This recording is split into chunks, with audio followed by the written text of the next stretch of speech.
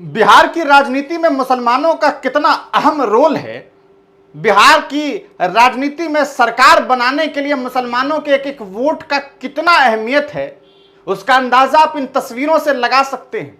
ये तस्वीर देखिए, वोटर अधिकार यात्रा के दरमियान जब राहुल गांधी और तेजस्वी यादव और तमाम महागठबंधन के नेता बिहार की यात्रा कर रहे हैं, तब ये यात्रा कहां तक पहुंची।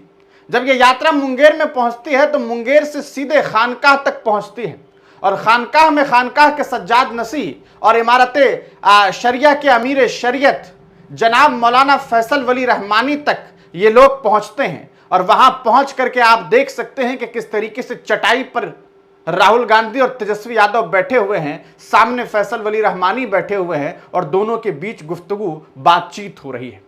इनके अलावा और भी जो महागठबंधन के नेता थे, चाहे वो दीपांकर भट्टाचार्य हों, चाहे वो मुकेश सहनी जी हों, वो तमाम लोग वहां पहुंचते हैं। ये हाजिरी क्यों दी गई है, इसका अंदाजा आप इस तरीके से लगा सकते हैं कि वोटर अधिकार यात्रा किस तरीके से अपने मोड़ पर आता है और फिर रास्ता किस तरीके से खानकाह तक पहुंचता है। ये बस इसलिए क्योंकि वो जानते हैं कि बिहार में मुसलमान किसी को भी इख्तिदार पर बिठा सकता है, इख्तिदार की कुर्सी पर बिठा सकता है और किसी को भी इख्तिदार की कुर्सी से गिरा सकता है।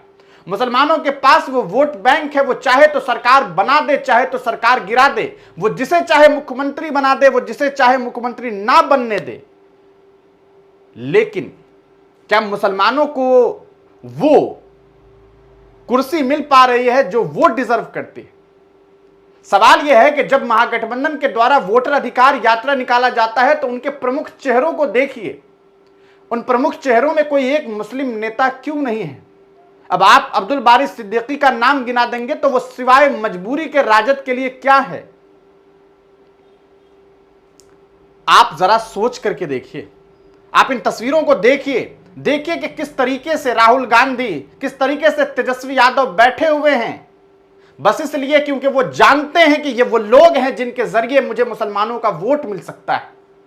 हमें फख्र है अपने उलेमाओं पर और हमें इस बात का इल्म है कि ये उलेमा चाह लें तो इन नेताओं से अपने कौम, अपने मजहब, अपने अवाम के लिए कुछ भी करवा सकते हैं। आज मुसलमानों को चाहिए कि वो इन नेताओं से सवाल करे, पूछे कि आप हमारे दर पे तो आते हैं लेकिन हमारे लिए क्या करते हैं। कितने नेताओं को आप टिकट देंगे, ये तो देखने को होगा। जब विधानसभा के चुनाव के वक्त टिकट का बंटवारा होगा तो कितने मुसलमानों को टिकट आप देंगे। राहुल गांधी जी, आप तो कास्ट सेंसस की बात करते हैं, आप ये कहते हैं कि जिसकी जितनी हिस्सेदारी, जिसकी जितनी भागीदारी उसकी उतनी हिस्सेदारी होनी चाहिए। तो क्या वो हिस्सेदारी मुसलमानों को मिलेगी? ये सवाल है।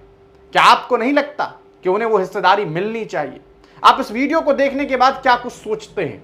आप उन तस्वीरों को देखने के बाद क्या सोचते हैं? ये कोई पहली बार नहीं है। सन 1985 की तस्वीर हम आपको स्क्रीन पर दिखा रहे हैं। देखिए, जब राहुल गांधी के पूर्वज वहां पहुंचे थे, जब उस वक्त मौलाना फैसल रहमानी साहब के दादा जनाब मिन्नतुल्लाह रहमानी साहब वहां पर मौजूद थे।